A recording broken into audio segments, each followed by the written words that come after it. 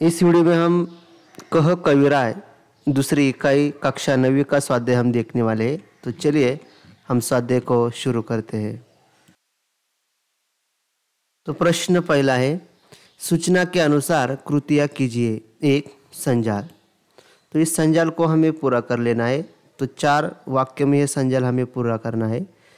तो उत्तर है सयानों के नाम। 1, ईश्वर का स्मरण करना।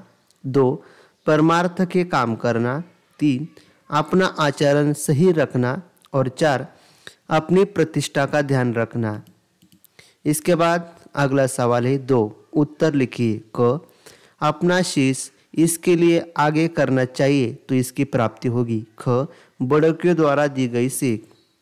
तो इसका जवाब है 1, उत्तर है अपना शीश परोपकार के लिए आगे करने पर ईश्वर व सम्मान की प्राप्ति होगी। ख, बड़ों के द्वारा दी गई सीख। उत्तर, हमें सदैव सही मार्ग पर चलना चाहिए और अपना मान सम्मान बनाए रखना चाहिए।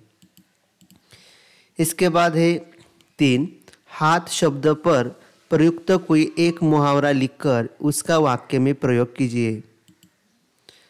तो इसका जवाब है हाथ मलना यानी कि पछताना। वाक्य है, जो लोग माता पिता का अपमान करते रहते हैं वे लोग उनके न रहने पर हाथ मलते हैं।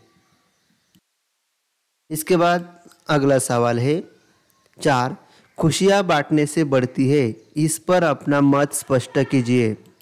तो इसका जवाब है खुशी और गम जीवन के 2 महत्वपूर्ण पहलू हैं। खुशी सुख शांति सुकून का परिचायक है और गम दुख अशांति बेचैनी का प्रतीक है। गम बांटने से कम होता है और खुशियाँ बांटने से और बढ़ती है। खुश होने पर हम अपनी खुशियों के बारे में अपने परिवार, रिश्तेदार तथा मित्र को बताते हैं तो वे भी हमारी खुशियों में शामिल हो जाते हैं। इससे हमारी खुशी और बढ़ जाती है। जीवन संघर्षों से भरा पड़ा है, इसीलिए हमें अपने जीवन की छोटी सी छोटी खुशियाँ भी दूसरों को बांटनी चाहिए। अपनी खुशियों में दूसरों को शामिल करने से खुशियाँ उत्सव बन जाती है। इसके बाद से आसपास भक्तिकालीन रीतिकालीन कवियों के नाम और उनकी रचनाओं की सूची तैयार कीजिए। तो पहले हम देखेंगे भक्तिकालीन। क्रमांक 1, कवि कबीरदास। रचनाएं आगाध मंगल, कबीर की बानी, कबीर की साखी, बीजक। 2, हरिदास निरंजनी। रचनाएं ब्रह्मस्तुति, हंस प्रबोध ग्रंथ, पूजजोग ग्रंथ, संग्राम जोग ग्रंथ। कवि नानक देव। ग्रंथ साहिब असादीवार, रैरास, सोहिला, तुलसीदास। रामचरितमानस, विनय पत्रिका, रामलालान हच्छू, हनुमान बादोग, केशवदास। रामचंद्रिका, कविप्रिया, ऋषिकप्रिया, विज्ञान गीता। इसके बाद है रीतिकालीन कवि है चिंतामणि। रचनाएं रसविलास, छंद विचार, पिंगल, श्रृंगार मंजरी, कृष्णचरित। कुलपति मिश्र, रस रहस्य, संग्रामसार, दुर्भा भक्ति चंद्रिका, नखशिख। भिखारीदास। रस सारांश, काव्य निर्णय, श्रृंगार निर्णय, शतरंजन शतिका। देव।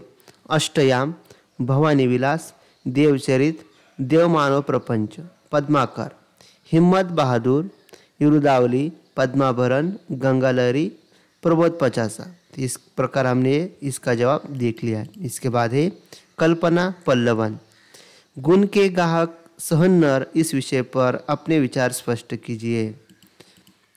तो इसका जवाब है इस संसार में सभी लोगों को गुणी प्रिय होते हैं। किसी भी व्यक्ति का रूप, रंग, व्यक्तित्व आदि कुछ ही दिन तक प्रभावित करता है।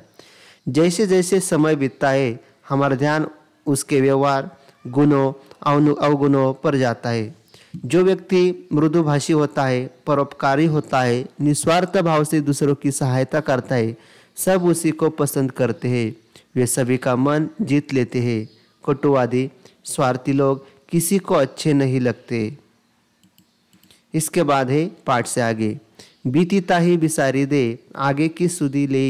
कवि के इस कथन की हमारे जीवन में सार्थकता स्पष्ट कीजिए।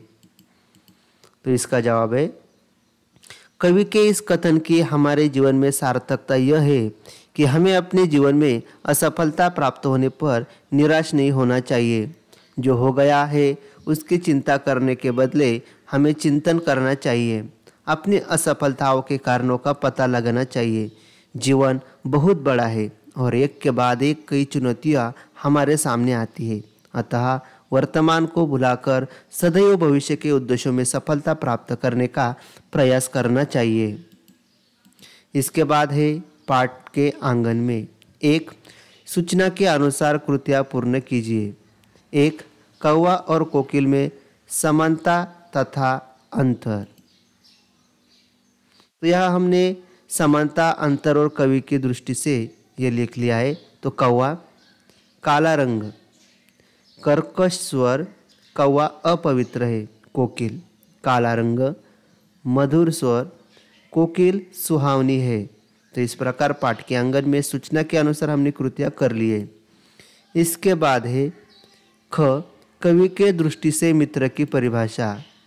जवाब है स्वार्थी होते हैं, पैसा होने पर साथ रहते हैं, पैसा नहीं होने पर सीधे मुंह बात तक नहीं करते हैं और निस्वार्थ प्रेम करने वाले बहुत ही कम होते हैं।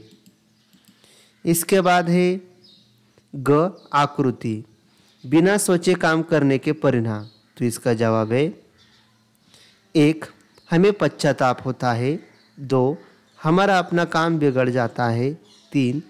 हम लोगों की हंसी के पात्र बन जाते हैं। और 4. हमारे मन में शांति नहीं रहती। तो बिना सोचे काम करने पर यह हम 1, 2, 3, 4 तो इस चौकन में हमको लिख लेना है। इसके बाद है अगला प्रश्न, कविता में प्रयुक्त तत्सम, तद्भव, देशज शब्दों का चयन करके उनका वर्गीकरण कीजिए तथा 5 शब्दों का वाक्य में प्रयोग कीजिए। तो हमें यह शब्द है तत्सम शब्द दुर्जन। दुर्जन को कितनी ही समझाया जाए वह अपनी दुर्जनता नहीं छोड़ता। चित्त, किसी भी कार्य में सफलता के लिए चित्त की एकाग्रता आवश्यक है। अब हमें तद्भव शब्द देखने हैं। गुण, इस संसार में बिना गुण कोई किसी को महत्व नहीं देता। बिरला, ऐसा मनुष्य बिरला ही होता है जो परोपकार के लिए अपना जीवन न्यौछावर कर दे। देश शब्द धावे, तू मोही को मार धावे, तू दाऊ ही कबू न सीखीजे, पछताए अब पछताए होत क्या, जब चिड़िया चुग गई खेत।